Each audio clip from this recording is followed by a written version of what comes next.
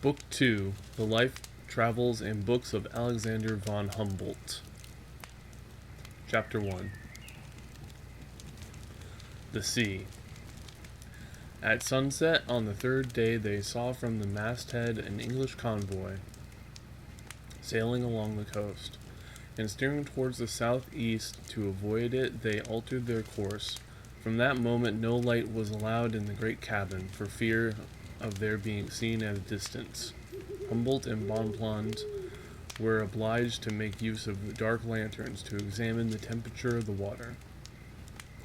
From the time of their sailing until they reached the 36th degree latitude, they saw no organic beings except sea swallows and dolphins.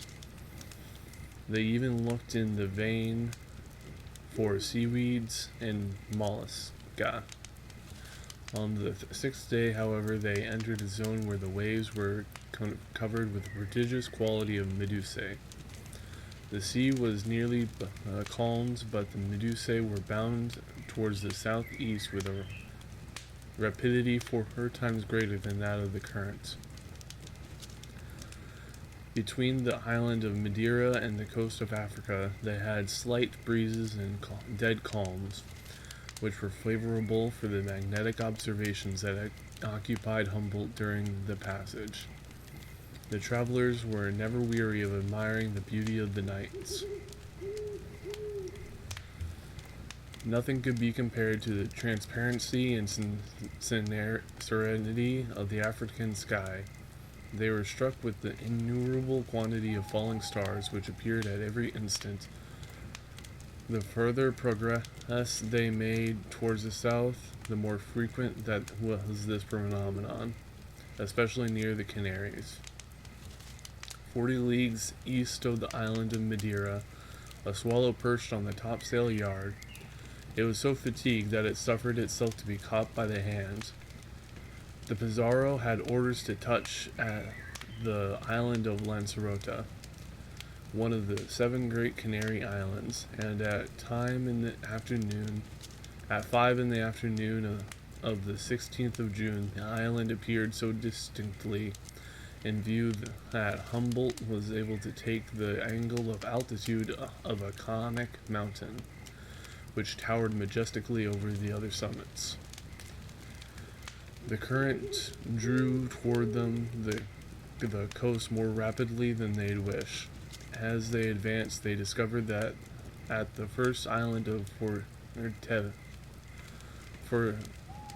Forteventura, famous for its numerous camels, and a short time after saw the island of Lobos in the channels which separated Forteventura from Lancerota.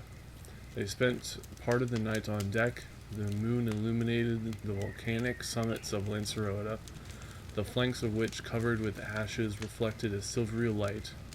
Antares threw out its resplendent rays near the lunar disk, which was but a few degrees above the horizon. The night was beautifully serene and cool. The phosphorescence of the ocean seemed to augment the light of the mass of light diffused through the air. After midnight, great black clouds rising above the volcano shrouded at intervals at the moon and the beautiful constellation of the Scorpion. They beheld lights carried to and fro on the shore, which were probably those of fishermen preparing for their labors. Humboldt and Bonpland had been occasionally employed during their passage in reading the old voyages of the Spaniards, and these moving lights recalled to their fancy those which Pedro Gutierrez, page of Queen Isabella, saw in the island of Guanahani on the memorable night of the discovery of the New World. On the 17th in the morning, the horizon was foggy and the sky slightly covered with vapor.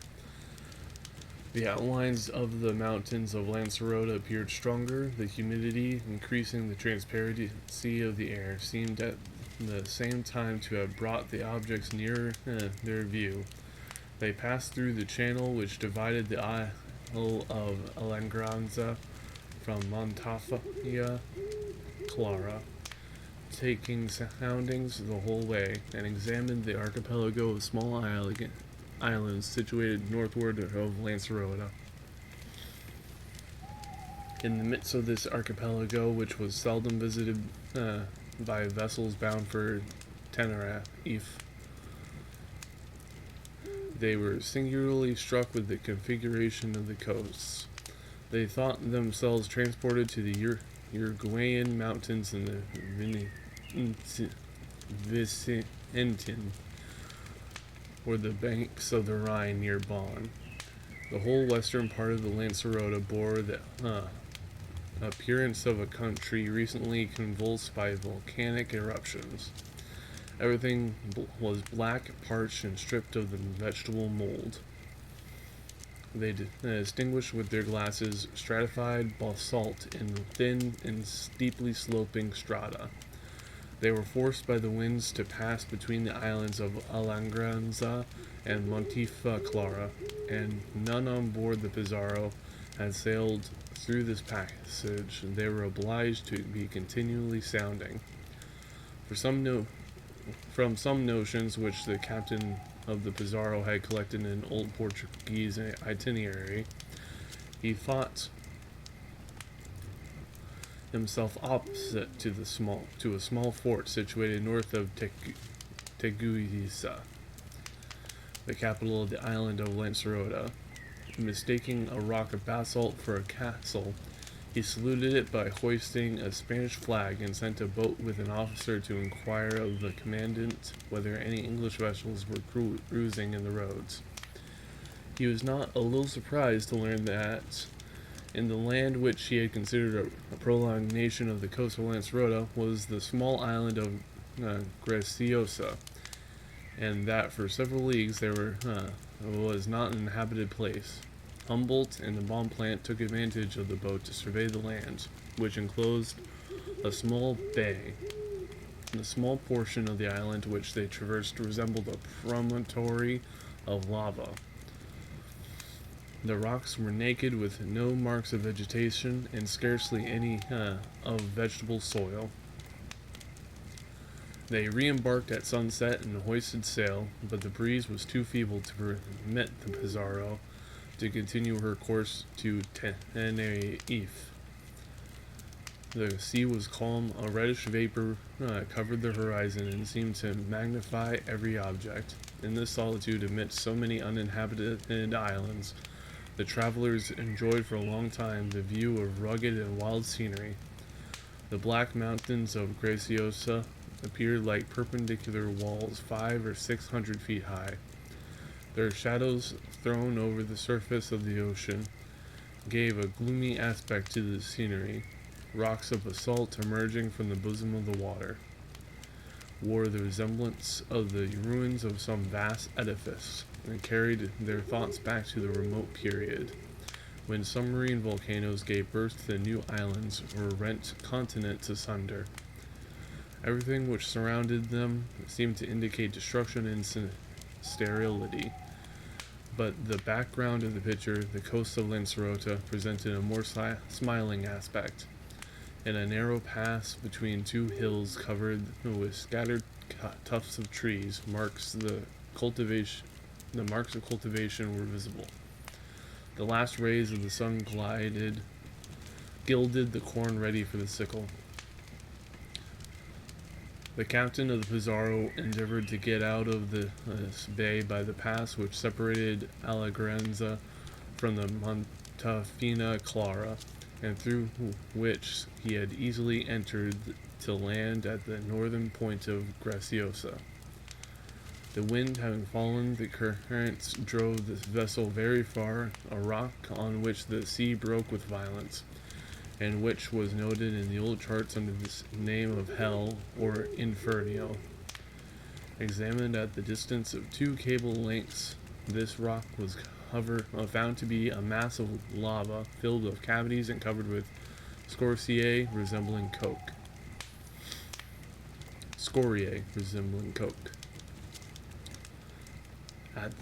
As the vessel was prevented by the fall of the wind and currents, From repassing the channel of Alangranza, the captain resolved on tracking during the night between the islands of Clara and the West Rock. This resolution had nearly proved fatal. A calm was very dangerous near this rock, towards which the current drove with considerable force. They began to feel the effects of this current at midnight. The proximity of the stony masses, which rose directly above the water, deprived the vessel of the little wind which blew. She no longer obeyed the helm, and they dreaded striking every instant. The wind having freshened a little towards the morning of the 18th, they succeeded in passing the channel. From the time of their departure from Graciosa, the horizon continued so hazy that they did not discover the island of Canary, notwithstanding the height of its mountains, till the evening of the 18th. On the morning of the 19th, they discovered the point of the Naga. But the land, obscured by a thick mist, presented forms that were vague and confused.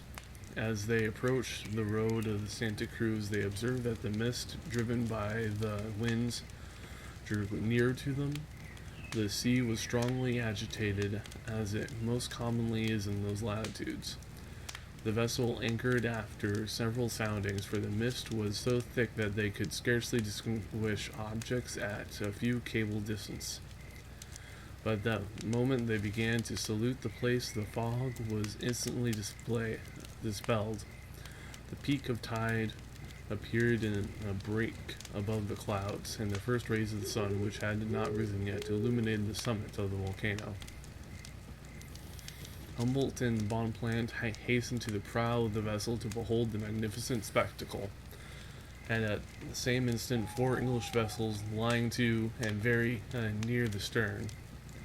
They had passed without being perceived, and the same mist which had concealed the peak from their view had saved them from the risk of being carried back to Europe. The Pizarro stood in as close as possible to the fort to be under its protection. It was on this shore that, in the landing attempted by the English 2 years before, in July 1797, the great Nelson had his arm carried off by a cannonball. Santa Cruz stands on a narrow and sandy beach. Its houses, which are of dazzling whiteness, with flat roofs and windows without glass, are built close against a wall and perpendicular rock devoid of vegetation. A fine mole built of freestone in the public walk, planted with poplars, and are the only objects which break the sameness of the landscape. The recommendation of the court of Madrid procured for them the most satisfactory reception. The captain general gave them immediate permission to examine the islands, and Colonel Armiaga, who commanded a regiment of infantry, received them into his house with great hospitality. They could not enough admire the great hospitality that could not admire. They could not admire the banana, the pawpaw tree, and the other plants which they had hitherto seen only in hot houses cultivated in his garden in the open air. In the evening they went to herborize along the rocks. They were little satisfied with their harvest, for the drought and dust had almost destroyed the vegetation. The few plants that they saw, chiefly succulent ones, which drew their nourishment from the air rather than the soil on which they grow, reminded them by their appearance that this group of islands belonged to Africa, and even to the most arid parts of the arid continent. Though the captain of the Pizarro had orders to stop long enough at Tenerife to give the naturalists time to scale the summit of the peak, if the snows did not prevent their ascent, they received notice on account of the blockade of the English ships not to expect longer delay than 4 or 5 days. They consequently hastened their departure for the port of Orotava, which had situated on the western declivity of the volcano, where they were sure of procuring guides, for they could find no one at Santa Cruz who had mounted the peak. On the 20th of June, before sunrise, they began their excursion by ascending to the Villa de la Guana. The road by which they ascended was on the right of the torrent, which in the rainy season formed fine cascades. Near the town they met some white camels. The town itself, at which they soon arrived, was situated in a small plain surrounded by gardens, and protected by a hill which was crowded by a wood of laurels, myrtles, and arbutas. It was encircled by a great number of chapels, shaded by trees of perpetual verdure, and erected on small eminences. These chapels added to the picturesque effect of the landscape. The interior of the town was not equal to its external appearance. The houses were solidly built but very antique, and the streets seemed deserted. Our botanist, however, did not complain of the antiquity of the edifices, for the roofs and walls were covered with canary house leek and elegant trichomanes. Before they reached Orotava, they visited at a little distance from the port a botanic garden which had been laid out at a great expense some years before by the Marquis de Nava, where they found M. Gros, the French vice-consul, who had often scaled the summit of the peak, and who served them as guide. They began their ascent on the morning of the 21st. M. Gros, M. Lalade, secretary to the French consulate at Santa Cruz, and an English gardener at Draso, joined them on this excursion. The day was not fine, for the summit of the peak, which was generally visible at Orotava from sunrise till 10 o'clock, and covered with thick clouds. They passed along a lofty aqueduct, filled with a great number of fine ferns, and visited several gardens in which the fruit trees of the north of Europe were mingled with orange trees, pomegranate, and date trees. Here they saw the famous dragon tree of M. Franqui.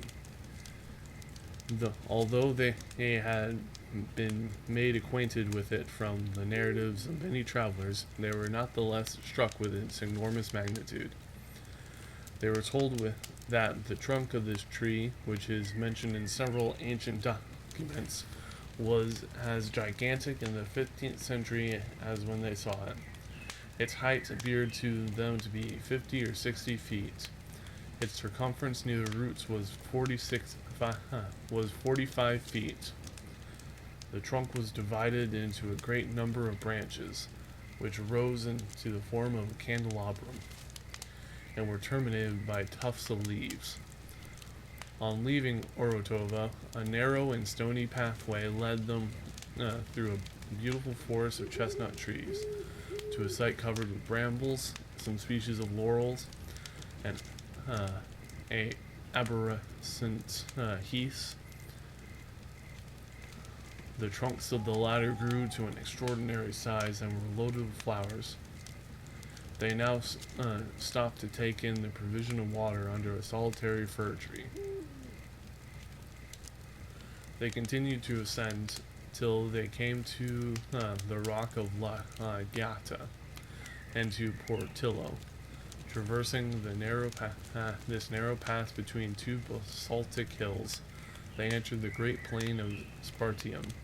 They spent 2 hours and a half in crossing the Llano del Ratama, which appeared like an immense sea of sand.